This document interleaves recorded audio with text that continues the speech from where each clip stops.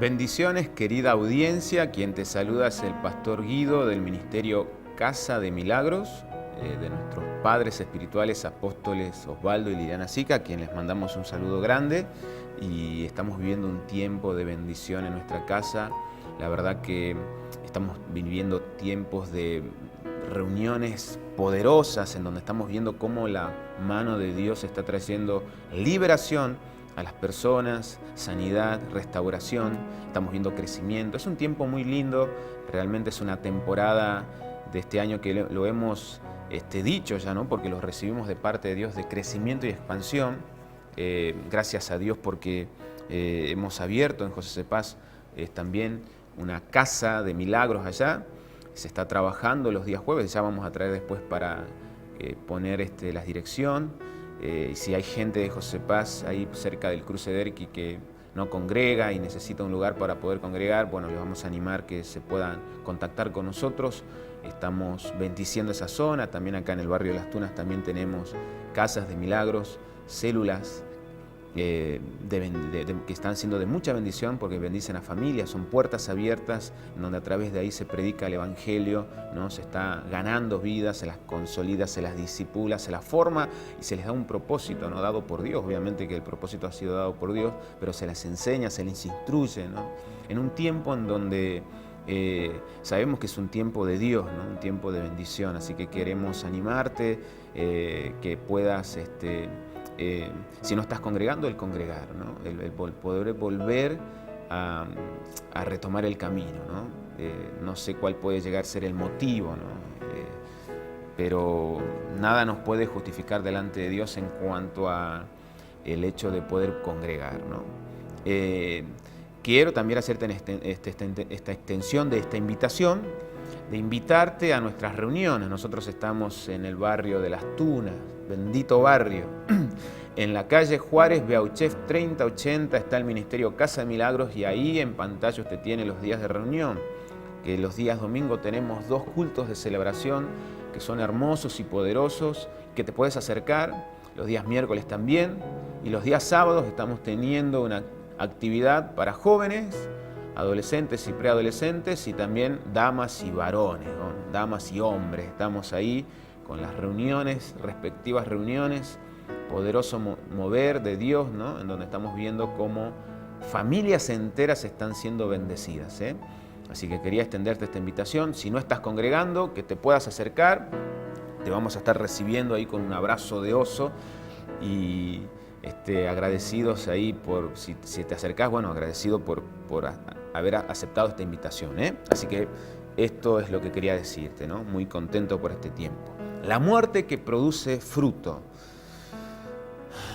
Suena un poco ilógico, ¿no? La muerte que produce frutos. Es una palabra, una enseñanza que di, que está en el libro de Juan, capítulo 12, versículo 24, ¿no? La muerte que produce frutos. Y ahora te voy a explicar por qué es necesario morir para dar frutos, ¿eh? Así que si tienen ahí el versículo, lo vamos a estar leyendo. Juan 12, 24 dice, les digo la verdad, el grano de trigo, a menos que sea sembrado en la tierra y muera, queda solo, dice. Sin embargo, su muerte producirá muchos granos nuevos, una abundante cosecha de nuevas vidas. Vamos de nuevo. Le digo a la verdad, el grano de trigo, a menos que sea sembrado en la tierra y muera, queda solo, dice. Sin embargo, su muerte producirá muchos granos nuevos, una abundante cosecha de nuevas vidas. Amén. Esa es la palabra. Y yo ejemplificaba con la figura del pan, ¿no? Y decía que el pan, que es tan rico, tan sabroso, ¿verdad? Dice, en su mayoría, la mayoría de los panes, no estoy hablando, porque hay diferentes tipos de panes, ¿verdad? Pero dice que en su mayoría está hecho de un cereal llamado trigo, ¿no? Y el trigo nosotros no lo comemos tal cual nos lo presentan la naturaleza, sino que el trigo para poder ser consumido necesita un proceso, ¿no? Ser procesado para que se convierta, ¿no?, en harina y después la harina se produce en lo que es el pan, ¿no? Se usa para la elaboración no solamente del pan, sino de un montón de elementos que sirven para la alimentación de nosotros, ¿no? Hay muchas cosas que salen del trigo, ¿no? Entonces, les enseñaba a las personas, decía, ¿qué es una semilla, ¿no? ¿Qué es una semilla? Una semilla es un grano, ¿no? Es el grano contenido en el interior del fruto de una planta y que puesto en las condiciones adecuadas germina y da origen a una nueva planta de la misma especie, ¿no? Y en este texto la semilla aparece de forma metafórica hablando de cada uno de nosotros, ¿verdad? En cuanto haciendo referencia al proceso de la vida cristiana.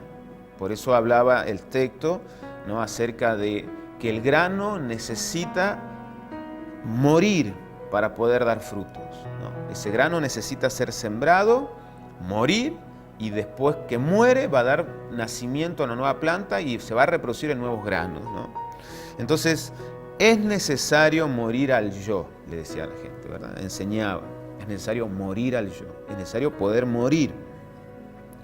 Dice, sin las condiciones adecuadas, el grano permanecerá dormido y nunca va a producir frutos, hablando en el caso de la persona, ¿no? El grano, ¿qué necesita para poder dar frutos? Pastor, necesita sol, necesita lluvia, necesitas nutrientes antes de que pueda comenzar a crecer, ¿verdad? En el caso de la persona, cuando llega a la iglesia, ¿no?, pasa exactamente lo mismo. Porque esa persona que llegó a la iglesia necesita morir para poder dar vida. Si no muere, no va a dar vida nunca. Hay cuántas personas que todavía están muertos, ¿no?, y aún van a la iglesia, ¿no? No han muerto todavía, por eso que no han dado frutos, ¿no? ¿Qué está queriendo decir? Han llegado a la iglesia, pero todavía hay cosas a las cuales necesitan morir, que se resisten a morir. Y mientras se resistan a morir a esas cosas, no van a poder dar frutos. Hay cosas que necesitan morir en nosotros, ¿no? Por eso decía, es necesario morir al yo, ¿no? Las condiciones que hacen posible, ¿no?, así como el grano, que es sometido por ahí a elementos externos, ¿no?, como el agua, el sol, ¿no?, hay nutrientes, se le ponen pesticidas y un montón de cosas para que pueda dar nacimiento a una nueva planta. Lo mismo pasa con el ser humano, con el ser cristiano que llega a la iglesia, ¿no? Las luchas, las pruebas, las situaciones adversas están dadas para que nuestras vidas sean transformadas. Yo una vez di una enseñanza acerca de las luchas y las pruebas, ¿verdad? Las pruebas y las luchas dadas que vienen de parte de Dios tienen una finalidad, ¿verdad? No todo proviene del diablo, porque a veces le echamos la culpa al diablo de todo, pero no todo tiene culpabilidad del diablo. Hay ciertas pruebas que han sido puestas de parte de Dios para probar nuestra fe, para llevarnos a nuevos niveles de crecimiento, para hacernos más dependientes de Él, ¿verdad? Y que son necesarias ser entendidas de esa manera, que han sido puestas para dar crecimiento, para morir a nuestras vidas, ¿no? Para morir a áreas de nuestras vidas que todavía siguen vivas, que mientras no mueran no van a poder dar nuevos frutos, que son necesarias, que necesitan morir. Por eso decía, ¿qué necesita morir en mí para que yo pueda dar frutos? ¿Qué? ¿No? ¿Qué necesita morir en mí para que yo pueda dar frutos? ¿Qué todavía al día de la fecha?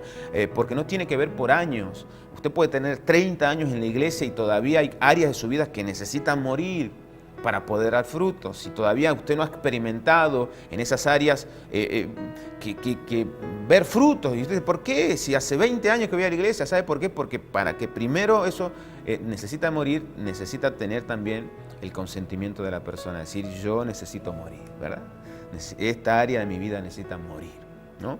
Entonces vamos a ver algunos ejemplos de la Biblia de hombres que no permitieron, de hombres que no quisieron morir a su yo, ¿verdad? De hombres que no permitieron que áreas de su vida, que sabían que tenían que ser cambiadas, que sabían que tenían que morir para poder dar frutos, ellos se resistieron y no permitieron que esas áreas mueran, ¿verdad? Por lo tanto, fueron personas que aún estando en Dios, ¿verdad?, no pudieron alcanzar un máximo potencial en Dios, ¿no? Y en el caso del rey Saúl, el rey Saúl debía de morir a la desobediencia. Era una persona que era muy desobediente, ¿verdad? Obedecía a medias, ¿no? Lo que Dios le decía, él lo acomodaba a su conveniencia. Él obedecía a como él quería obedecer, ¿no? Entonces, hasta el día de su muerte, él resistió y no permitió que la desobediencia en su vida muriera, ¿no? Aprender a ser obediente al 100% a Dios. Y puede ser que del otro lado haya personas que aún estando en la iglesia, ¿no? Porque a veces tenemos ciertas actitudes, yo a veces observo, ¿no? Que a veces somos más rápidos a ver la paja de mi hermano y no el tronco que a veces tenemos, ¿no? Entonces, cuando se habla de situaciones como desobediencia, puede que también en tu vida haya áreas de tu vida que tú necesitas morir a la desobediencia para poder empezar a dar frutos en esa área, ¿no? Y ser una persona obediente. Te cuesta obedecer a tus líderes, te cuesta obedecer a tu pastor, te cuesta obedecer la voz de Dios, te cuesta obedecer una dirección, ¿verdad? Eso es desobediencia. Mientras no mueras a esa desobediencia, tú no vas a poder dar frutos, ¿no? En el caso de Sansón, el imponer su voluntad. Sansón era una persona que él hacía lo que él quería, ¿verdad? Dice la palabra de Dios que cuando él se enamoró de una mujer filistea, fue y le habló a los padres. Dice en otra versión, no en otra versión, una versión Guido, lo hartó a los padres, ¿no? Porque él quería casarse con esa filistea, aún sabiendo que no era voluntad de Dios y no era costumbre del pueblo de Israel. Él le jorobó la paciencia a los padres y ellos accedieron. Sansón impuso su voluntad y era una persona que necesitaba morir a eso. ¿No? ¿A qué? A imponer su voluntad. Él tenía que morir. Y toda la historia de Sansón muestra justamente un hombre que nunca quiso imponerse a lo que Dios le estaba determinando para su vida. Y terminó lastimosamente en el último momento imponiéndose esa voluntad, pero no era la voluntad de Dios que él muriera de esa manera. Esa fue su voluntad, ¿verdad? ¿Qué otra persona, no? Dice el profeta Elías. Pastor, ¿cómo el profeta Elías? Sí, el profeta Elías. El profeta Elías tenía un carácter depresivo. Por eso dice que después de todo lo que vimos, lo que habla la palabra de Dios, que descendió fuego del cielo, dice que después la mujer del rey, ¿no? Jezabel, ¿no? Le hizo una declaración de guerra al hijo: donde te vea Elías te corto el cuello y te va. Pues las mujeres son bravas, ¿no? Y dice que el profeta Elías, ¿qué hizo? ¿Qué hizo el profeta Elías? Se fue a una cueva, ¿no? Y estuvo ahí, recluido en una cueva, llorando en esa cueva. ¿Qué tenía la debilidad del profeta Elías? Una persona con tendencia de un carácter depresivo, y él tenía que morir a esa depresión. Por eso fue llevado a ese lugar, porque Dios necesitaba procesar esa parte. Imagínate, no podemos estar así, ¿no? Entonces, él necesitaba morir a ese carácter depresivo. Pedro, el apóstol Pedro, ¿qué me dice el apóstol Pedro? Un hombre impulsivo, un hombre que hablaba antes de pensar lo que decía, ¿no? Y vemos muchos pasajes de la Biblia. Cuando lo arrestan a Jesús, saca la cuchilla y le corta la oreja, ¿no? Cuando Jesús dice que es necesario morir, él dice: no, maestro, yo voy a dar mi vida por ti, ¿no? Es una persona impulsiva, ¿no? De carácter impulsivo. ¿Cuántas personas impulsivas hay? ¿Cuántas personas todavía, ¿no? Que aún congregando, ¿no? En la iglesia, la impulsividad está al 100%, que es necesario que esa impulsividad muera, ¿no? Te enojas rápido, te arrebatas en el momento, ¿no? Le querés arrancar la oreja a tu discípulo, tranquilo, ¿no? Ahí que le querés morder la oreja al líder, porque el líder me da... Personas impulsivas, ¿no? Es necesario que esa impulsividad muera para que tú puedas dar frutos. Mientras esa impulsividad no muera, tú no vas a poder dar frutos. Mientras esa desobediencia no mueras, tú no vas a ver frutos. Mientras esa manera de moverte imponiendo tu voluntad, no me importa lo que el pastor me diga, no me importa lo que mi líder me diga, yo hago lo que yo quiero, ¿verdad? Mientras tengas esa actitud y esa área de tu vida no muera, tú no vas a dar fruto. La palabra misma lo dice: para que una semilla pueda dar fruto, primero necesita morir.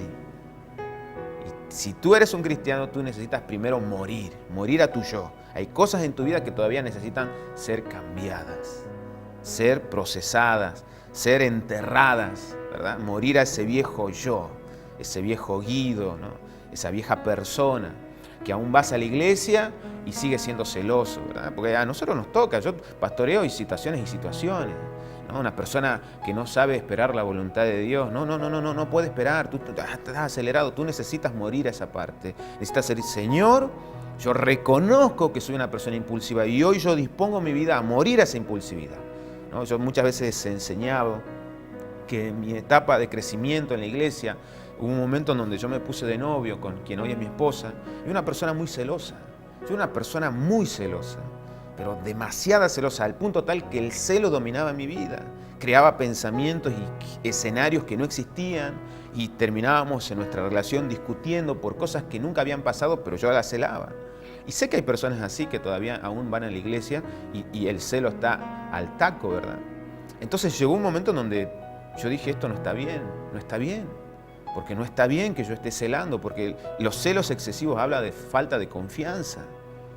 Entonces me arrepentí, dije, Señor, perdóname, yo necesito, no puedo permitir que el celo domine mi vida, porque el celo, ¿qué es lo que hace el celo? Genera situaciones y esas situaciones creadas por celos enfermizos generan en una situación de discusión tras discusión tras discusión. Y si Dios te ha dado una novia, no es para que discutas, es para que puedas disfrutar de ese proceso, de ese tiempo de noviazgo. Porque si estando de novio están discutiendo, ¿qué queda cuando estén casados? Y sé que por ahí del otro lado hay personas que están siendo ministradas por esta palabra, ¿verdad? Entonces, si tu novio es una persona celosa, enfermiza, querida jovencita, tenés que poner acento ahí. Esa persona necesita morir a esa área. Si esa persona en su proceso de noviazgo no cambia y no muere, el día que se casen será un dolor de cabeza. Al igual, querido varón, ¿verdad? Si esa jovencita es celosa, impulsiva, compulsiva, al punto tal que te prohíbe hablar con todos los que van a la iglesia y no te impide servir al Dios, ahí hay un problema en puerta. Si esa persona no muere, esa jovencita, a esos celos compulsivos, si no muere, el día de mañana tu matrimonio será un infierno. Pastor, yo te lo digo por experiencia de casos que a veces ministramos. Ponele el nombre que quieras ponerle, pero hay cosas que necesitamos morir para poder dar frutos. Y es necesario, ¿verdad? Que en este proceso en el cual nosotros vamos creciendo, tenemos que morir, ¿verdad? Judas era una persona con mucha avaricia al dinero, avarienta, ¿verdad? El tipo amaba la plata y la palabra de Dios muestra ahí que los mismos discípulos sabían que el tipo era do, re, mi, fa, sol. Ahí robaba plata a dos manos, ¿verdad? Le robaba plata, se quedaba con el cambio del maestro, de Jesús, ¿verdad? Él era encargado de toda la movilidad del dinero.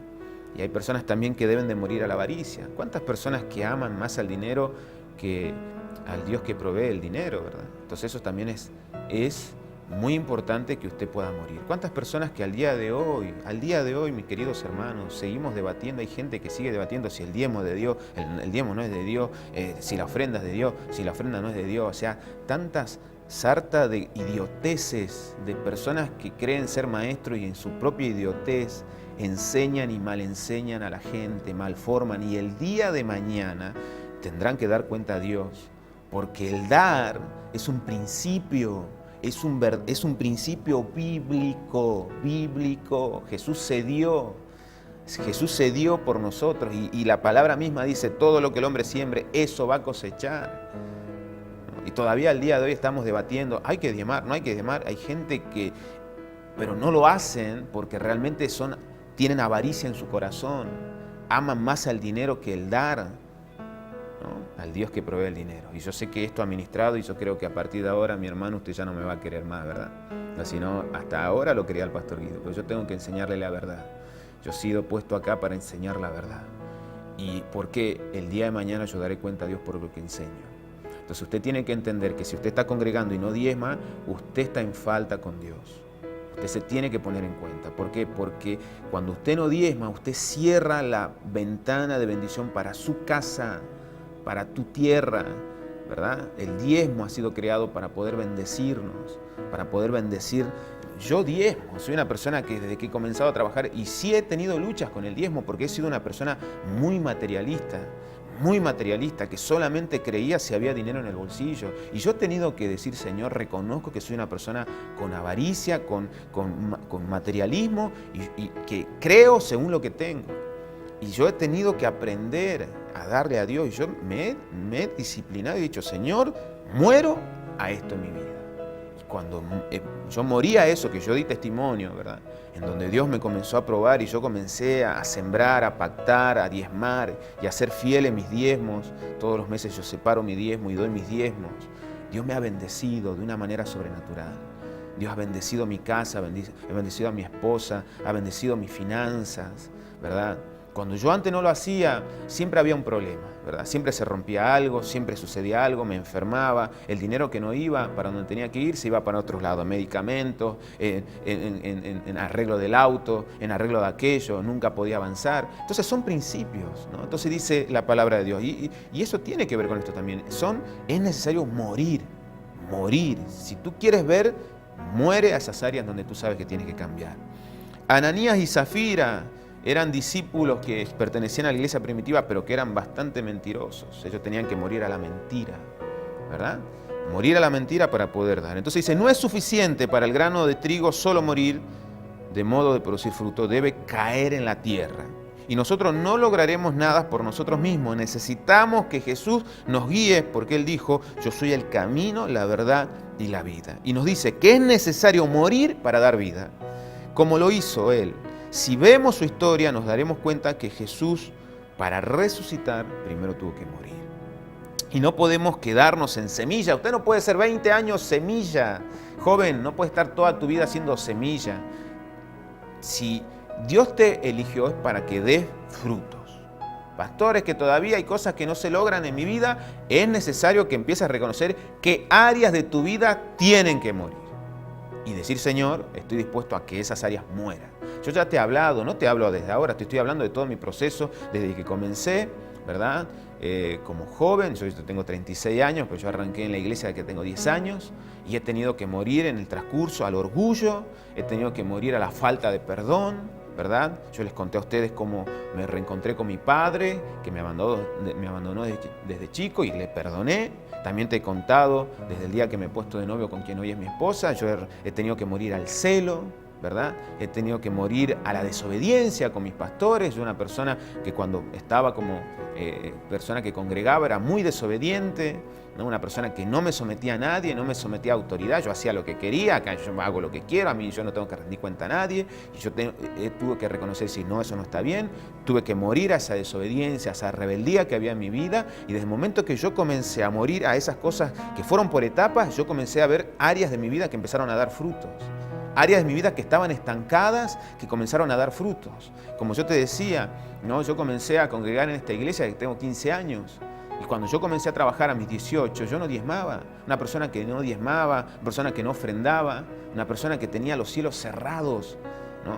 Después, si querés, te puedo dar una enseñanza acerca, con experiencias propias mías, ¿verdad? De cómo Dios comenzó a tratar conmigo en esa área. No podía dar un diezmo de 25 pesos ganaba yo en esa época. No podía dar 2 pesos con 50. Mirá la mentalidad miserable que tenía, ¿verdad?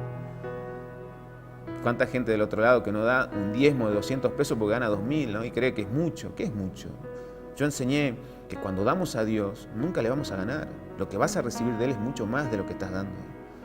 Pero si en lo poco no sos fiel, ¿cómo crees que Dios te va a bendecir con lo mucho?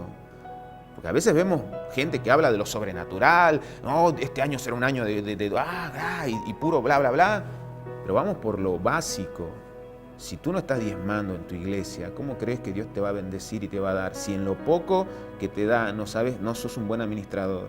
Y si en lo poco te tiembla la mano, ¿cómo pensás que te va a dar mucho? Es necesario también morir esa área. Y yo morí a esa área. Yo dije, Señor, yo no quiero estar toda mi vida yendo a la iglesia y viviendo un evangelio de escasez.